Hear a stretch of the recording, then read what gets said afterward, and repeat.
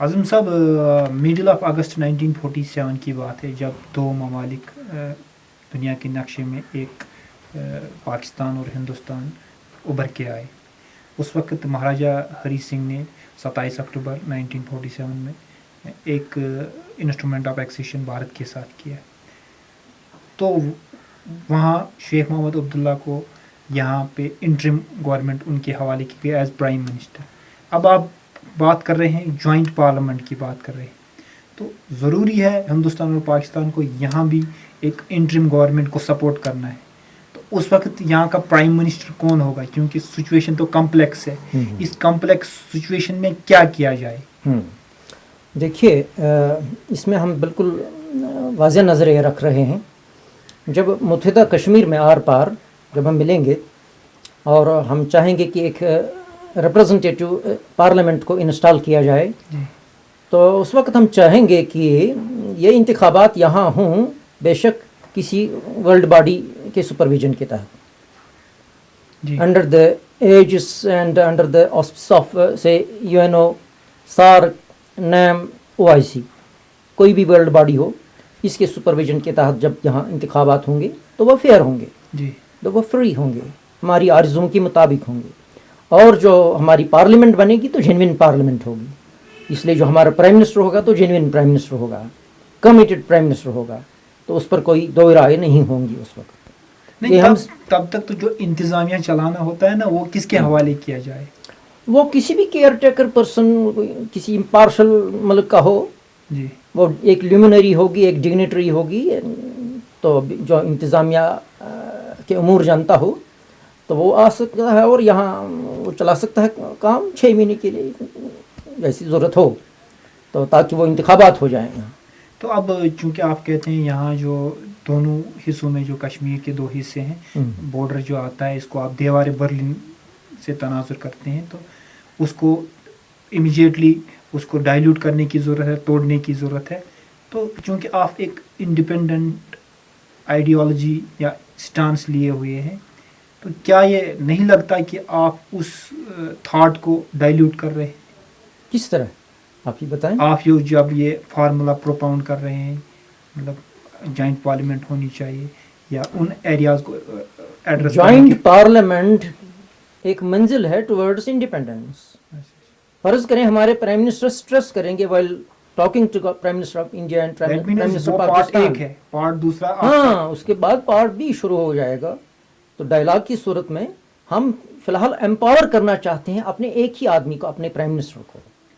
तो जब एम्पावर वो होगा, वो कमिटेड पैट्रियट होगा, उसको पता है कि मुझे क्या कहना है वहाँ, क्योंकि उसने कांटेस्ट सहे होंगे एज अ कश्मीरी पैट्रियट खुद भी, कि क्या कश्मीर में क्या कुछ हुआ सदियों से या हिंदुस्तान के ऑनस्लॉट के दौरान यहाँ, इसलिए उसको पता है कि बात कैसे करनी.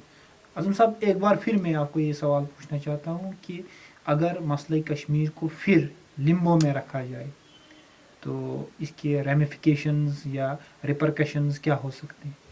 देखिए, इस वक्त हमने जो खुद मुख्तार कश्मीर के हामी लोग जो हैं ना जी, हम एक मौका फराम कर रहे हैं इस वक्त. सलाहुद्दीन साहब और उसका जो अंतराज है in the forum of United जिहाद काउंसिल, वो इनिंग्स खेल रहे हैं अपनी.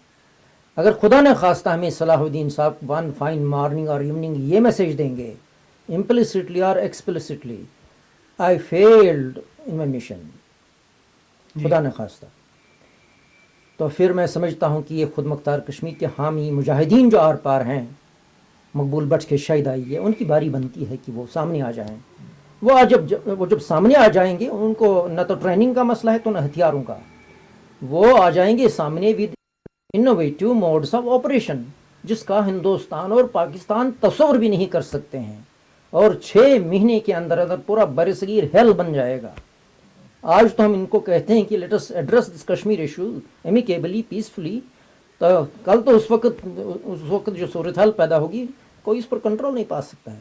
ये हिंदुस्तान के मिसाइल, पाकिस्तान के मिसाइल क्या करेंगे जब जहाँ अनकन्वेंशनल गोरिल्ला वार का निज़ाम चलेगा पूरे बरसगीर में. तो एक तरफ आप इकॉनमी की बात कर रहे हैं, इक़्तिसादियात की बात कर रहे हैं कि आप भी चाहते हैं कि अमेरिका का यहाँ इकोनॉमिक ऑनस्लॉट ना हो, मेन तो वही है, या यूरोपियन ऑनस्लॉट ना हो, तो تو اس لیے چاہیے کہ جو بھارت اور پاکستان ان کو جو لانگ پینڈنگ ایشو ہے کشمیر سنس لاسٹ 6 ڈیکیڈز اس کو ریزالو کرنے کی ضرورت ہے. تو اس کو تھوڑا آپ پھر ایکسپلین کریں. دیکھیے پریکٹیکل لٹرلی اس وقت پولرائزیشن ہو گئی ہے گلوب پر, جی ایسٹ اینڈ ویسٹ. جی امریکہ اینڈ یورپین یونین کا ایک سٹانس ہے ایسٹ کے بارے میں, ہینڈ ان گلو وہ کام کر رہے ہیں. تو ان کے یہ عزائم ہیں کہ یہ جو خاص کر ایشیا جو ہے, چونکہ ایشیا میں سب سے بڑی آبادی ہے, زیادہ وسائل ادھر ہی ہیں اور زیادہ مسائل بھی ادھر ہی ہیں. جی فلسطین ہو, کشمیر ہو, چیچنیا ہو, عراق ہو, افغانستان ہو, یہ سب مسائل ادھر ہی ہیں.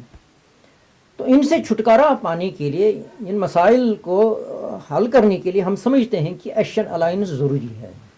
ایشین نیشنز جو ہیں ان کو آپس میں ایک رابطہ قائم کرنا چاہیے, قریب آنا چاہیے. ان کا جو یونیلیٹرلزم کا پروگرام ہے یا پریمپشن کا پروگرام ہے اس کو سبڈاج کرنا ہے, تو ان کو ہم منمانی نہیں کرنے دیں گے. اس کا یہی طریقہ ہے کہ ایسٹ کے جو یہ ایشین نیشن جائنٹس ہیں یہ متحد ہو جائیں. تو لیکن اس کے ساتھ ساتھ ہم کشمیریوں کا یہ میسیج ہے کہ یہ تو نیوکلیئر فلیش پوائنٹ ہے کشمیر. یہ C B M between India and Pakistan جو ہیں, یا بٹوین چائنا اینڈ انڈیا اور پاکستان اینڈ رشیا, یہ سب ٹاپسی ٹربی ہو جائے گا اگر آپ نے ان دا نیئر فیوچر کشمیر کو ایڈریس نہ کیا in accordance with the freedom aspirations of Kashmiris. اگر یہ والکنک eruption اب یہاں اگر امیجیٹلی نہیں ہو رہا ہے, صرف اس وجہ سے یہ جو پولیٹیکل ریزسٹنس فورسز ہیں on either side of the LOC وہ ایک ماڈریٹنگ فورس کا اس میں کام کر رہے ہیں. ہم جو انقلاب پسند قوتیں ہیں ان کو دبا رہے ہیں. ہم ملیٹنٹس سے کہہ رہے ہیں کہ مثلا مجاہدین سے انف از انف, بی ان لو پروفائل. ہم ذرا دیکھتے ہیں کہ ہندوستان اور پاکستان کو چانس دیتے ہیں. اب کوئی بہانہ نہیں ہے ہندوستان کو وہ پروکراسٹنیشن یا پریویریکیشن شنینگان سے کام لے, لات العل سے کام لے. اس کو سامنے آنا چاہیے. There is a full fledged democratic government working in New Delhi. تو ٹریک ٹو سطح سے اٹھ کر آپ ان کو ٹریک فرسٹ سطح پر آنا چاہیے. اچھا, جو آپ نے پروپاؤنڈ فارمولا کی اس میں آپ سیلف رول کی بھی بات کرتے ہیں, سیلف گورنمنٹ کی بات کر رہے ہیں, جوائنٹ پارلیمنٹ کی بات کر رہے ہیں. یہاں جو ہند نواز سیاسی تنظیمیں ہیں یا سیاسی پارٹیاں ہیں جن میں PDP پیپلز ڈیموکریٹک پارٹی, وہ بھی کہتی ہیں سیلف رول. تو آپ اور ان میں کیا فرق ہے؟ دیکھیے بات سیدھی ہے. میں سمجھتا ہوں کہ اصولی بات ہے, دل کی بات. میری کوئی ذاتی لڑائی نہیں ہے مفتی سعید صاحب کے ساتھ, جی ڈاکٹر فاروق عبداللہ کے ساتھ, یا مولانا نبی آزاد کے ساتھ. سلامت رہیں, خوش رہیں. لیکن میں دل کی گہرائیوں سے آؤٹ آف ڈیپ ویژن یہ کہتا ہوں کہ مسئلہ کشمیر کے پرامن تصفیہ کی راہ میں یہی بھارت نواز قوتیں جو ہیں ایک رکاوٹ بنی ہوئی ہیں. اب انڈین آرمی ایک رکاوٹ نہیں ہے. Yes, Indian army has lost the war in Kashmir. Basically اگر یہ سویلائزڈ نیشن ہے, ڈیموکریٹک نیشن ہے, تو اسی دن نہرو کا نیشن ہے, گاندھی کا نیشن ہے, تو ان کو اسی دن ہم نے میسیج دیا جس دن انہوں نے پہلا سپاہی یہاں کھو دیا. اس کے سینے میں کشمیری مجاہدین کی گولی لگی, اسی دن انہوں نے اس جنگ کو کھو دیا اخلاقی طور. اب اس کے بعد اگر ہمارے 1.5 لاکھ لوگ مرے, ان کے بھی کوئی 30-40 ہزار سپاہی اس میں کام آئے, بڑے بڑے فوجی آفیسر. تو اگر یہ کہا جائے کہ on the military front India has lost this war, غلط نہیں ہوگا. آپ بریک تھرو کیوں نہیں ہو رہا؟ پھر یہی لوگ جاتے ہیں ان کو فی الحال کڑوزات